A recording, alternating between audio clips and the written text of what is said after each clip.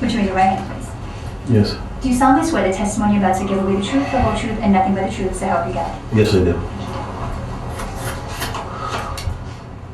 Could you please give us your name? Jeffrey Epstein.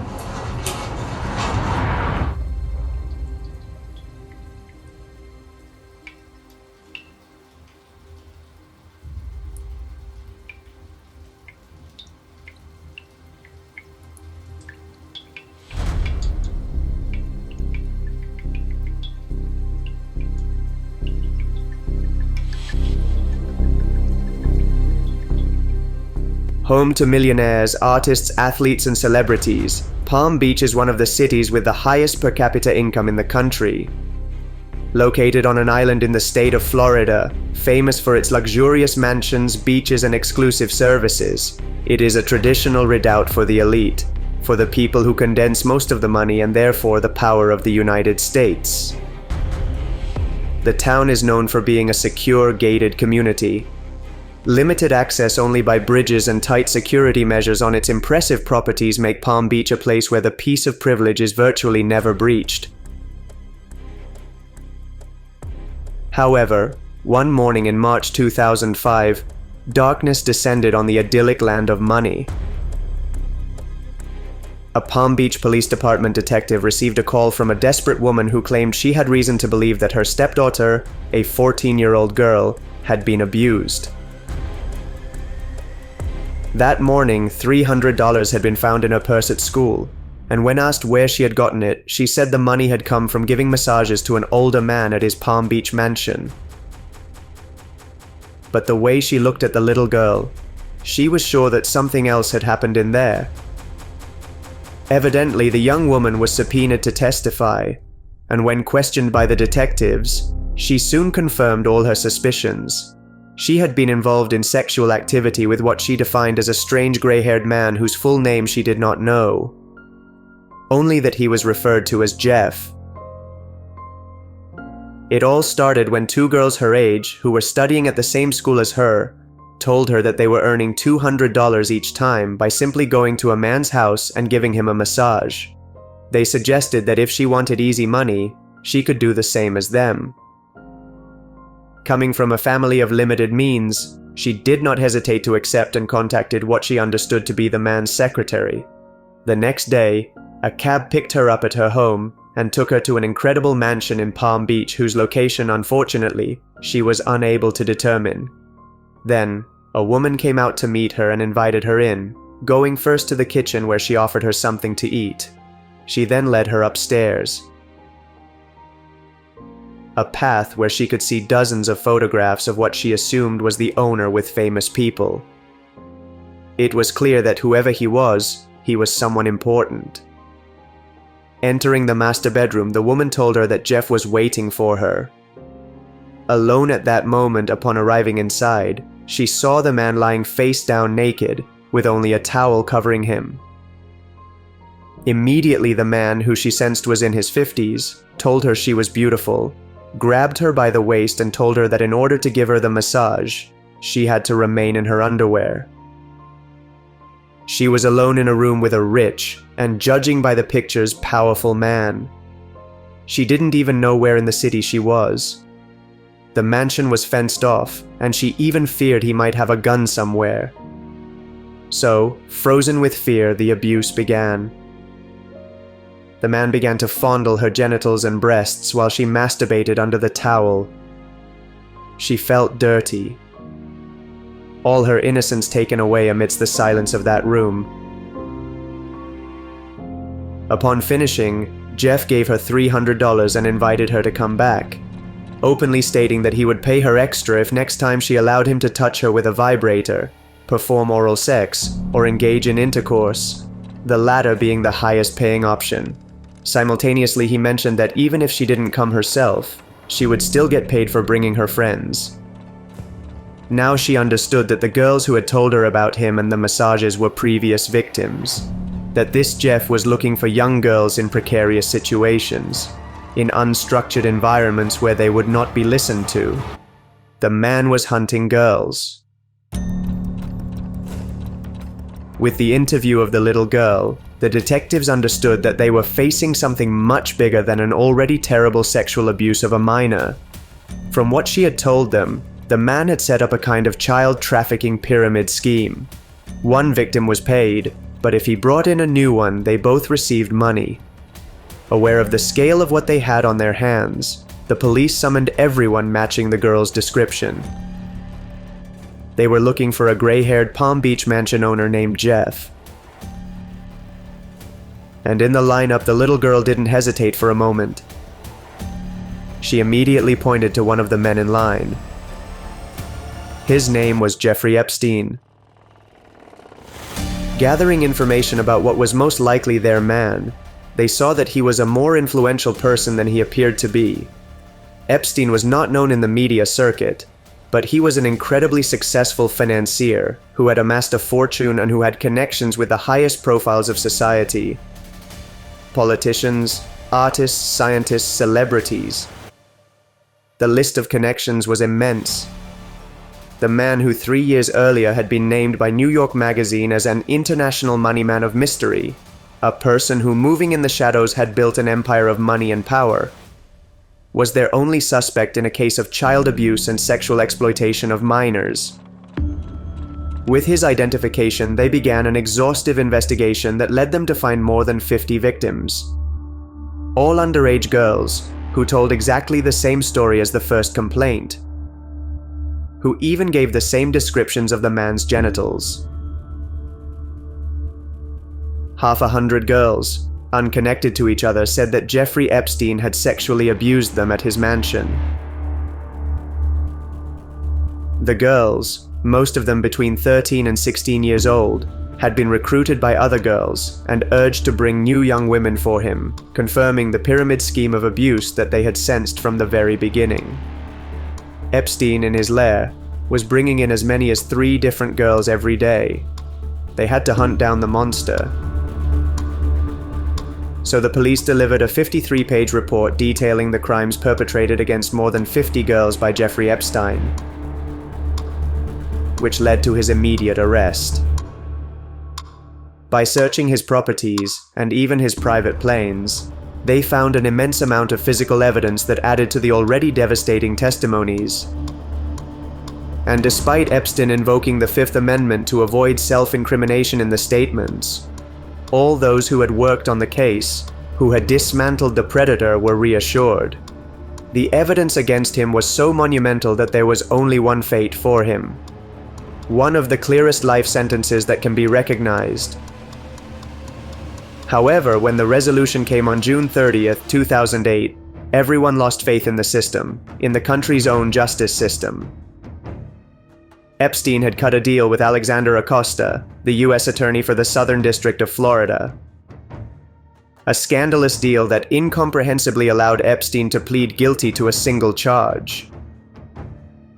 Under the embarrassing deal, he was convicted of 1 count of procuring the prostitution of an underage girl.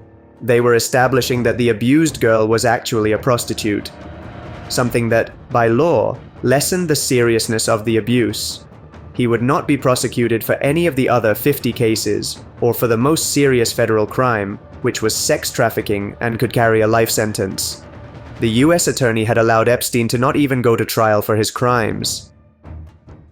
With that plea bargain, all it took was for him to accept a 13-month prison sentence, and all would be forgotten.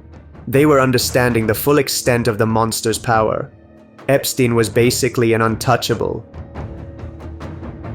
The law clearly stipulated that a sex offender like him had to go to state prison. But to the bewilderment of everyone involved in the investigation, Epstein was housed in a private wing of the county jail under a regime that had no precedent. His cell door was open at all hours. He had absolutely preferential treatment, and in a direct violation of incarceration policies for sex offenders. At 3 months, he entered a work release program. Epstein was allowed to leave the prison 6 days a week for 12 hours each day because, in theory, he was entitled to go to work. Officials would pick him up each day at 7:15 a.m. in a limousine, take him to his office, and sometimes even to the house where the abuses had been committed. It was customary for him not to return to the prison until after 11 p.m. and for the officers waiting outside his house to allow visitors, including girls who they knew looked like minors. Even serving the ridiculous sentence he had been set, being a known sex offender, he was allowed to hide in his lair on a daily basis, and girls continued to fall into his nets. All those victims who mustered the courage to raise their voices against the man who had ruined their lives had to watch as barely a year later, in 2009, Epstein went free, unpunished for all his crimes. The general public only heard rumors. Outside the realms of justice and the police, no one was aware of the outrage that had been perpetrated. Jeffrey Epstein was on the streets, surrounded by his circle, as if nothing had happened. Considering himself untouchable, a king who could rule his empire of perversion at will. But fortunately, although perhaps too late, there were those who were not afraid to delve into that dark place. In 2018, journalists from the Miami Herald began an investigation examining Epstein's disgraceful deal with the then federal prosecutor. Investigating an agreement that had hardly been covered by the media, they couldn't comprehend how the authorities committed such negligence. Under normal circumstances, with the evidence found by the police and the testimonies of the victims, Epstein should have been sentenced to life in a federal prison. The only explanation was that he knew how to use his power, much greater than they could suspect, to influence the judicial system of the United States. Journalists discovered that in 2007, just when the accusations were flourishing, Epstein's legal team met with Alexander Acosta, the federal prosecutor of the state, at a meal at the Marriott Hotel in Palm Beach. At that time, his team of lawyers was led by Jay Letkowitz, who curiously had been a colleague of Acosta in a prestigious law firm in Washington. The legal agreement had been sealed in that meeting. Under conditions they were unaware of, Acosta not only agreed that Epstein would be prosecuted only for one count of child prostitution, but, in a direct violation of federal laws, stipulated that the victims would not be informed about this pact.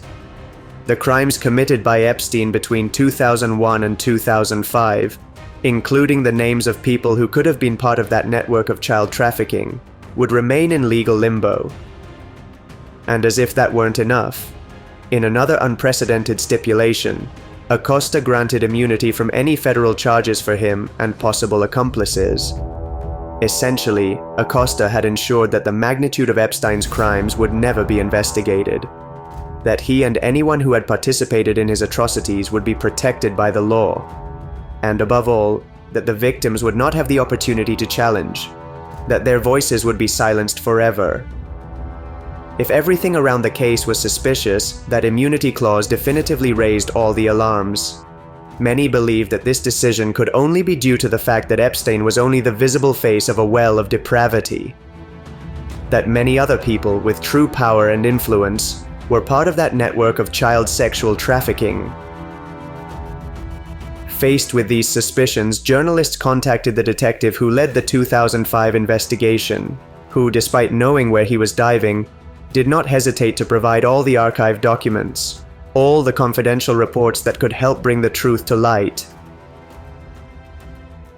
It was time to restore justice to these victims. With access to the documents, they were able to locate about 60 victims of Epstein. Many of them, understandably, no longer believed in a system that had betrayed them and felt that the media was a part of it. Did not want to reopen the scars of the past. But finally, 8 brave women, once girls who were broken by Epstein and the monsters who played his game, agreed to return to that dark place, speak openly for the first time about what they had experienced, provide statements that allowed journalists to write the story of Jeffrey Epstein and his empire of terror.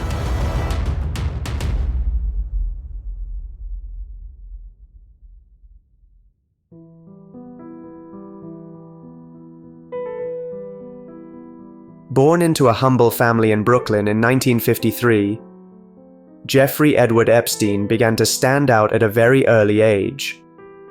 An incredibly observant, analytical boy with an exceptional mind for numbers. Intellectually, he was a special person, and everyone around him was perfectly aware of it. Graduating 2 years earlier than usual, Jeffrey enrolled at the University of New York to study mathematics at the age of just 16. Academically, he seemed to have a promising future ahead. However, due to lack of motivation and changing universities several times, he eventually dropped out without obtaining any degree.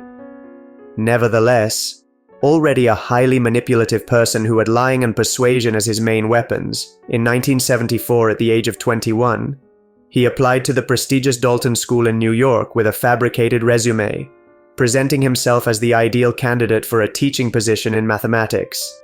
Inexplicably, and as his first victory, Epstein secured the position and became a math and physics teacher at a top-tier private school without having completed his own studies.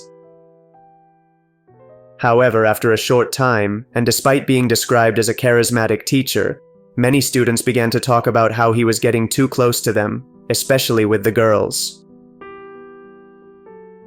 What were initially just rumors erupted when a student told the principal that he was so affectionate with her that she felt uncomfortable in his classes. Thus, just 2 years after joining, Epstein was expelled from the school officially for what was stipulated as poor performance, hiding the true reasons as it was a private institution, a company that did not want any scandal tarnishing its reputation. Nevertheless, merely working there had its benefits. Coming from a humble background, he had mingled with students whose parents were big shots. Men and women who had no problem paying the $60,000 annual tuition for their children. He had established his first connections, including contact with Alan Greenberg, the chairman of the executive committee of the Bear Stearns, which at that time was one of the world's most important investment banks and securities brokers. Through him, the father of one of his many students, Epstein had a foot in the door to the business world, his real dream. Convincing Greenberg of his abilities and again with a fake resume, Epstein dove headfirst into the jungle of Wall Street in 1976. A ruthless world where banks were only looking for 3 qualifications to hire someone: that they were poor, smart, and wanted to get rich quickly. Epstein met all 3 conditions, so in 1976, he entered the lowest ranks of the Bear Stearns, working as a junior assistant. Quickly, the young talent showcased his natural skills in financial management, for anything related to money. So much so that in just 4 years, he was named a partner in the company.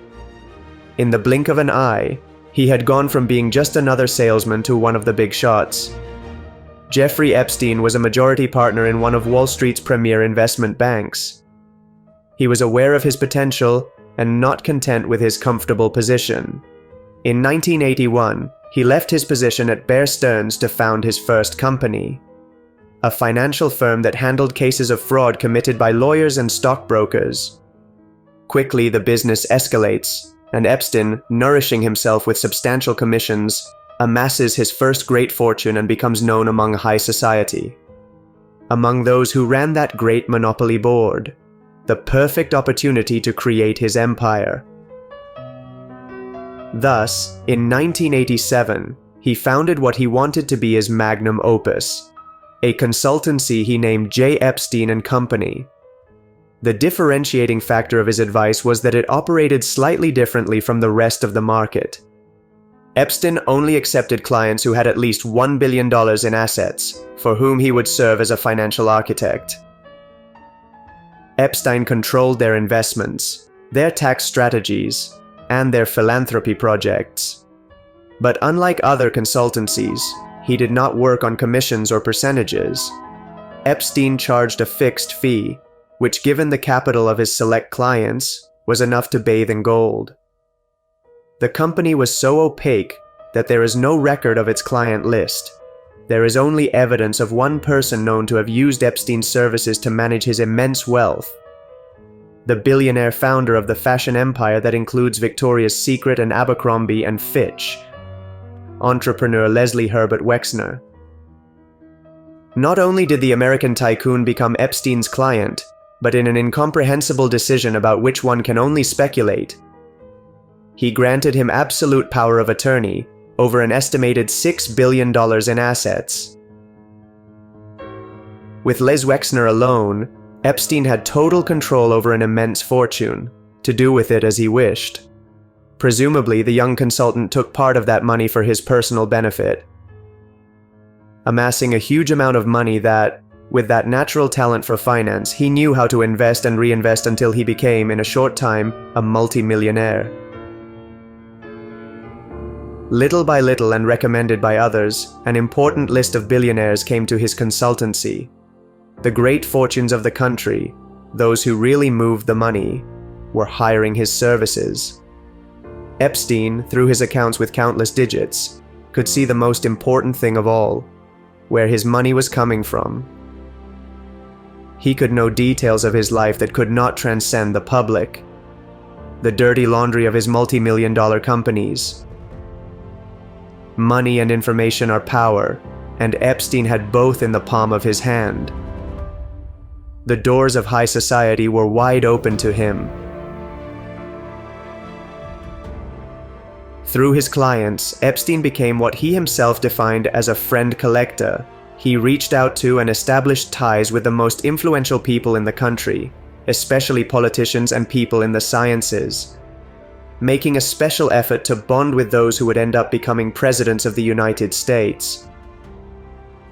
Weaving that network of contacts in the late 1980s, Epstein has become a figure who, despite operating far from the media spotlight, has very powerful connections within politics, economics, and the celebrity world. A highly reputed financier, philanthropist, and supposed mathematical genius, with friends wherever there is money. With more money than he could spend, Epstein bought a series of properties all over the world. These included a spectacular ranch in New Mexico, a mansion in the best part of Manhattan that at the time was the most expensive private residence in the city, a house in Palm Beach, and a mega luxury apartment in Paris, as well as a private jet with which he could extend his network across the pond. And it was on one of his many trips to Europe that he met the other great protagonist of his story, daughter of one of the greatest British tycoons, founder of one of the largest advertising and telecommunications empires. Ghislaine Maxwell was a young woman from London's high society who captivated Epstein from the very first moment.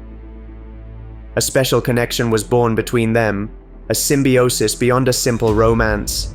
Ghislaine became what some defined as his partner and others as his confidant or life companion. What is clear is that after the death of her father in 1991, she moved to Manhattan with Jeffrey to live together, a union that unfortunately they were to keep forever. Because in her he found an accomplice for all his evil to flourish. At some point in the 1990s, Epstein's hunt was unleashed, together with Ghislaine, who most likely met the first girls who would form the base of his sex trafficking pyramid. He began to abuse minors under the pretext of massages. With this modus operandi that in 2005 had been told and that had ended with his aggressor serving a derisory sentence.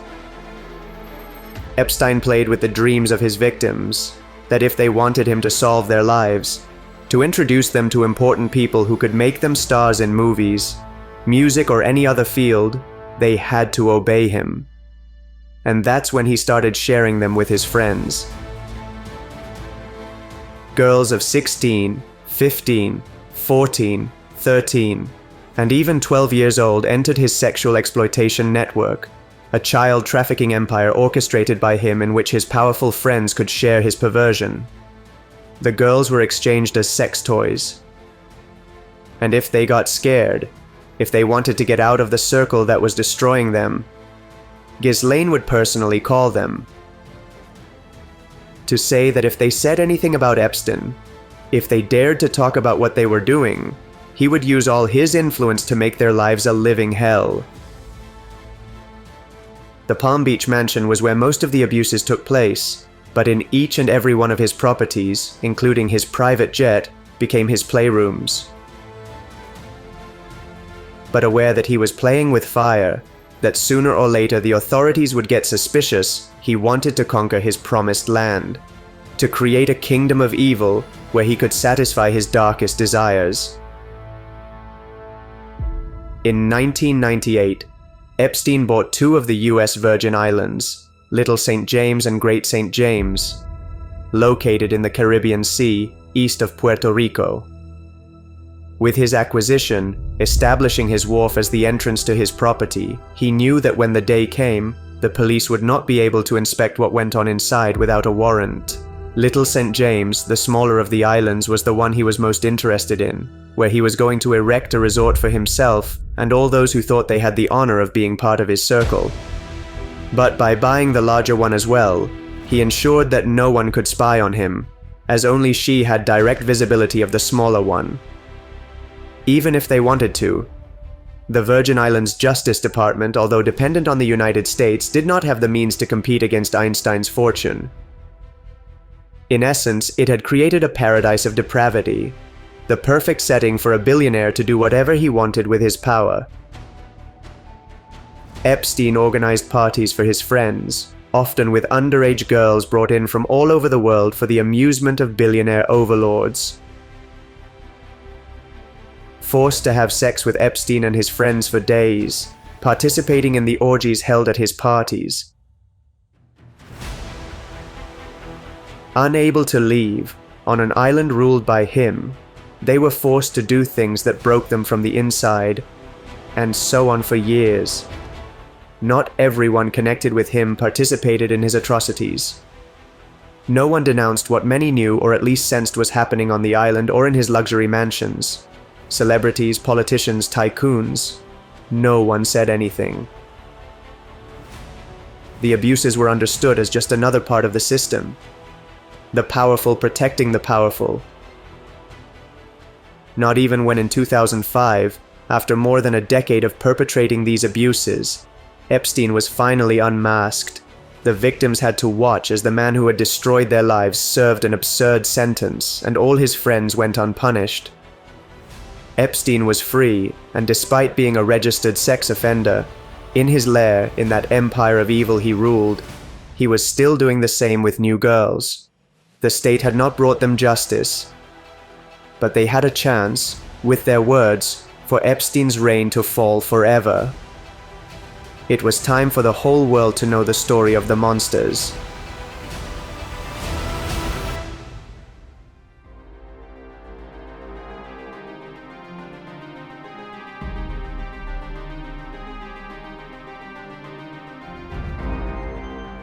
Deeply disturbed by what they had just learned, the Miami Herald team wrote an article, signed by journalist Julie K. Brown, exposing the truth about a predator who was inexplicably unknown to the general public. On November 28, 2018, the newspaper dropped the bomb. An article titled "Perversion of Justice: The Jeffrey Epstein Story," detailing the testimonies of the victims and evidence of the abuses committed between 2001 and 2006, while exposing the shameful deal he struck with the then federal prosecutor for Florida, Alexander Acosta, who at that time was the US Secretary of Labor in the Donald Trump administration. Quickly, the Miami Herald's report unleashed a media storm worldwide. They had unraveled a child trafficking network involving the highest echelons of politics, economics, and the entertainment world. The name of Jeffrey Epstein becomes one of the most recognized ones worldwide as the details of the newspaper's investigation spread through the media and social networks at a dizzying speed. For the first time after so much time, after so much injustice, the voices of the monster's victims were finally being heard. The evidence against him was so compelling, the report had generated so much noise that finally, the FBI itself, which had not intervened in a case supposedly resolved by a prior agreement with the prosecution 10 years earlier, initiated an investigation. All the resources of the country's security service focused on ending the predator's empire.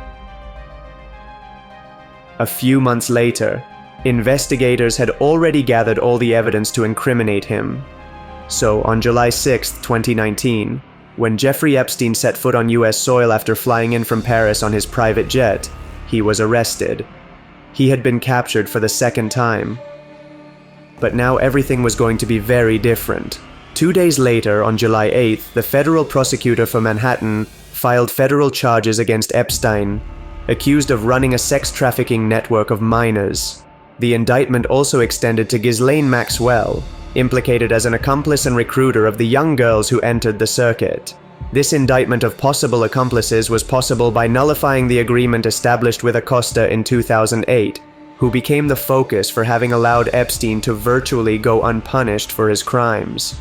Well-founded suspicions of corruption pushed him to resign from the position of secretary as early as July 12th.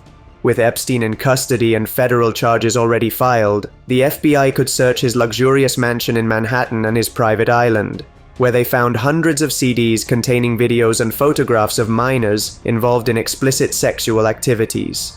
He was totally and absolutely cornered. Nevertheless, after his indictment, Epstein pleaded not guilty to all charges, and the trial was scheduled for July 2020. The offer of a $100 million bail requesting house arrest was evidently dismissed by the judge. And it was at that moment that for the first time in his entire life, he saw that neither his money nor his power were going to save him. Jeffrey Epstein was sent to the Metropolitan Correctional Center in New York awaiting trial, which would be held a year later. A federal prison in Manhattan whose typical inmates are mobsters, drug traffickers, and terrorists. It was all over for him. There was nothing left of the star he believed himself to be, just waiting for a trial whose sentence undoubtedly would be life imprisonment. The predator had finally been caught. The Miami Herald's editorial team felt that they had ignited the spark to set Epstein's kingdom on fire. That in the trial the following year, when everything was revealed, the victims could find peace. However, a few days later, all those hopes began to fade. On July 23, 2019, they received the news that Epstein had attempted suicide. That morning, the guard on the rounds heard strange noises, sounds he identified as gasps coming from his cell. Upon entering, he found Jeffrey on the floor curled up with a red and wounded neck. He had tried to take his own life. The worst fears were passing through their minds. If he took his own life, all the secrets that were supposed to be unmasked in the trial would perish with him. Aware of this too, they placed him in a specialized anti-suicide unit in prison, a glass cell, lights on 24 hours a day with cameras relentlessly focused, and absolutely no materials he could use to harm himself. The top priority was to keep Jeffrey Epstein alive, to bring him to justice. After a few days without any attempts at self-harm, he was moved to a lower security level but still under a suicide prevention program, a cell where he would always be with a companion, and where every 30 minutes, along with 2 surveillance cameras, a guard would ensure everything was fine. Everything seemed to indicate that nothing could happen. But on the morning of August 10th, everything collapsed. The prison announced that at 6:30 a.m. they found Jeffrey Epstein's lifeless body with a sheet around his neck. The New York City Medical Examiner's Office officially determined the cause of death as suicide by hanging. With his death, the hope of the victims faded away. Epstein's death meant that there would be no justice. All those who had played in his macabre game would go unpunished. Outrage erupted among all involved, along with the need to understand how the most important prisoner of the state could have committed suicide in a preventive prison specially designed to prevent such events. The official version was that it was due to a tragic combination of coincidences. Apparently that night his cellmate had been transferred to another unit and they were not going to assign anyone until the next morning, contrary to the clear and concise rules. In this suicide prevention protocol, they cannot be alone ever. Simultaneously, the guard responsible for checking the inside every half hour had fallen asleep, and the 2 cameras that were constantly focusing on the door had both stopped working at the same time. Everything was so strange that obviously many began to believe that there was more behind it. Additionally, the protocol was very clear, specifying that in such a case, officials should wait for the forensic police to collect evidence before taking the body to the autopsy. But as soon as they found his body, in another senseless decision, the guards took the body immediately to the morgue, where the New York City Medical Examiner's Office determined the cause of death as suicide by hanging. However, an alternative autopsy by an independent forensic pathologist found that Epstein had a series of neck injuries of unknown origin that were at least improbable to have been self-inflicted with the sheet he allegedly used to take his own life. This news, combined with already suspicious coincidences that occurred that night, sparked a wave of speculation. Social media were flooded with messages proclaiming that Epstein did not take his own life, that he was murdered to prevent him from talking at the trial, that he might reveal things that could implicate his powerful friends, and even the state itself. The official version was heavily questioned. The lack of supervision in the prison and irregularities in handling the case fueled doubts and speculations about a hypothetical murder to silence him, to prevent the disclosure of compromising information. Criticism of the negligence of a prison that had to guarantee the life of arguably the most important prisoner in the country spread across the internet and traditional media. At the same time, understandable conspiracy theories about Epstein's death convinced more and more people. And although there is still nothing clear to this day, and despite assumptions, there is no solid evidence supporting conspiracy theories. Whether true or not, only one thing is certain, and that is that without him, justice for the victims was fading away. Not even in his death had he stopped tormenting them.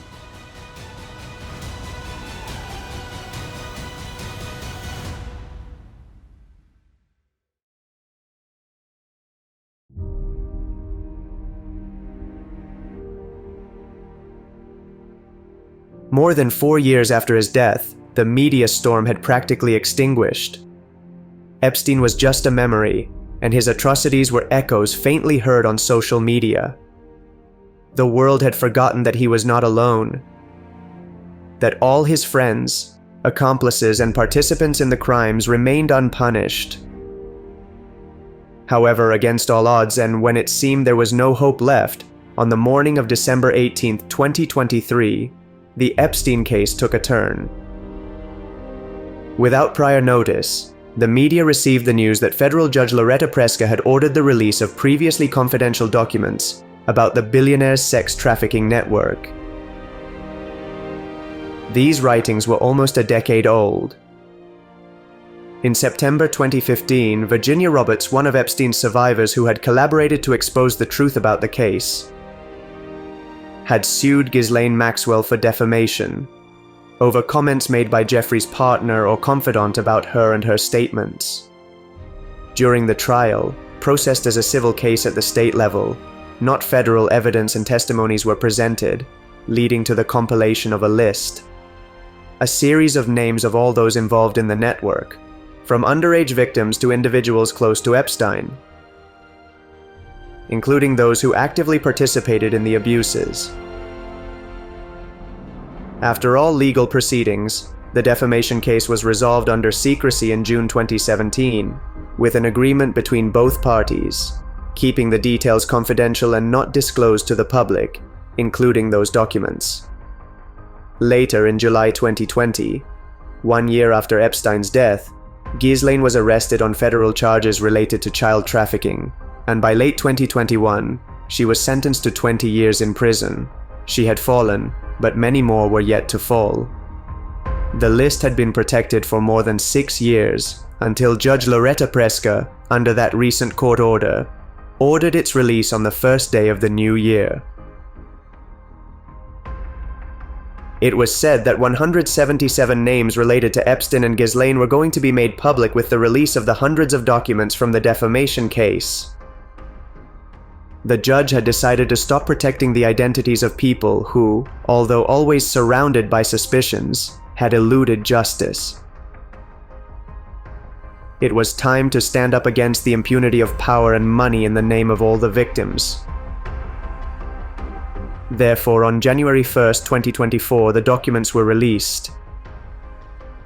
A total of 943 pages obtained from interviews, statements, and evidence presented in the civil trial between Virginia Roberts and Ghislaine Maxwell were made public. And while it wasn't true that it was some sort of blacklist, as some media outlets claimed, since it included people with whom Epstein had business, but who were not accused of inappropriate conduct, and even the victims themselves, there were certain references to men who had long been accused. Surrounded by allegations and a dark aura, they had the opportunity to delve into what had already been dubbed the Epstein List.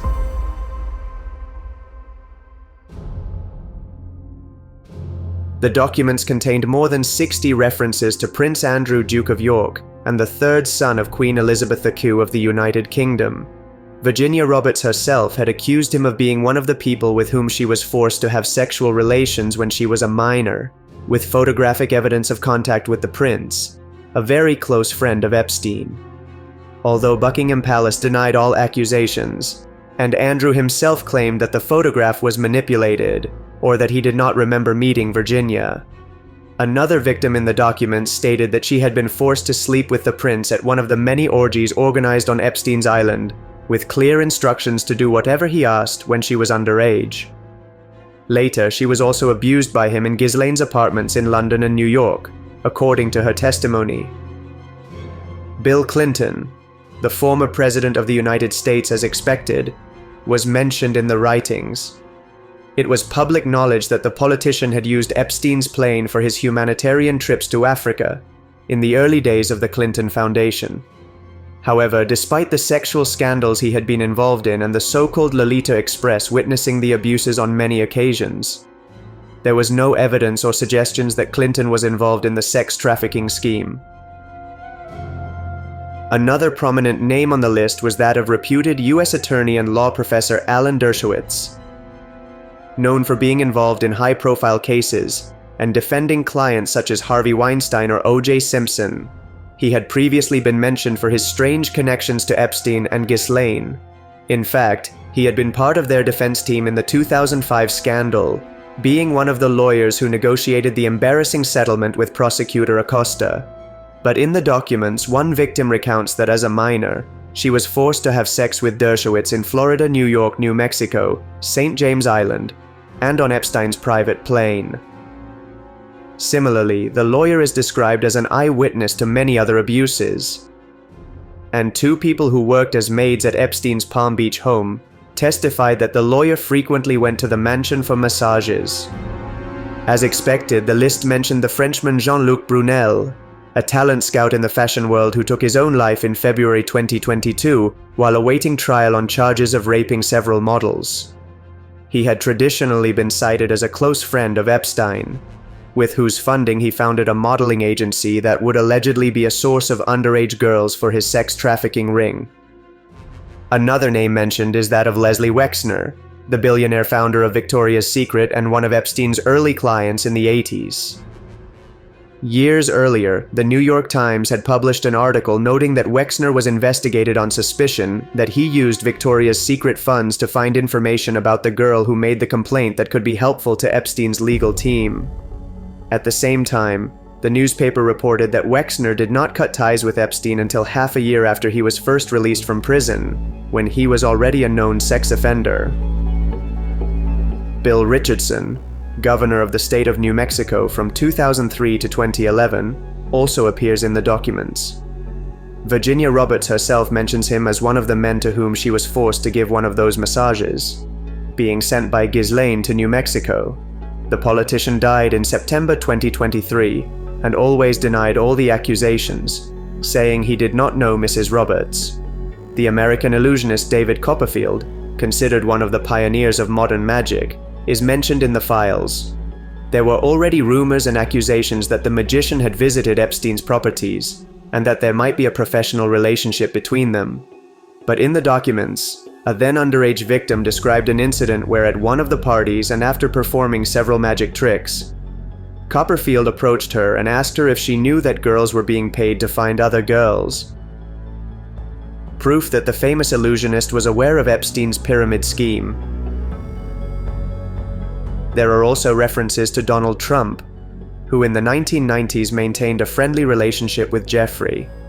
However, everything seemed to indicate that after a short time they cut off contact, and there is no accusation or insinuation by victims that the businessman and former US president was involved in or aware of the child trafficking network. Stephen Hawking is also mentioned in the documents.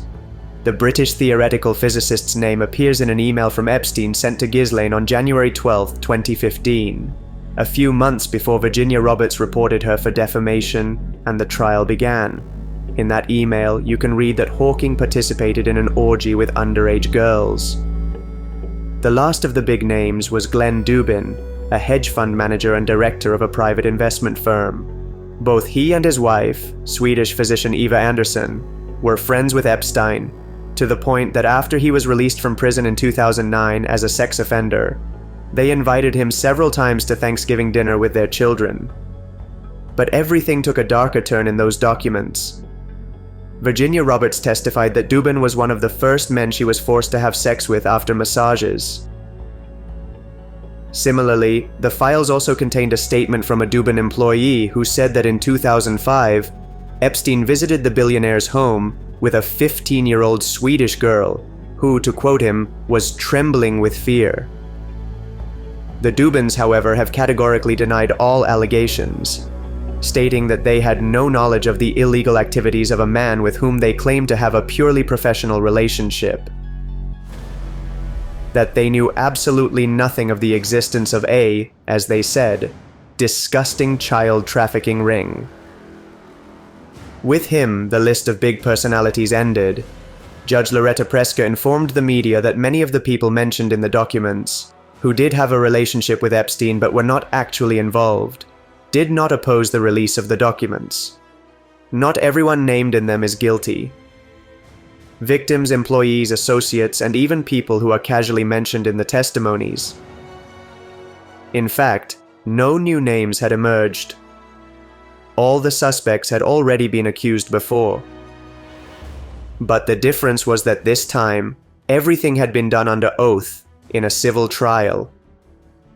The release of the list into the public domain, moreover, may make it easier for victims who have already spoken out and others who have been silent for years out of fear to initiate legal proceedings, to denounce the men who abused them and robbed them of their innocence.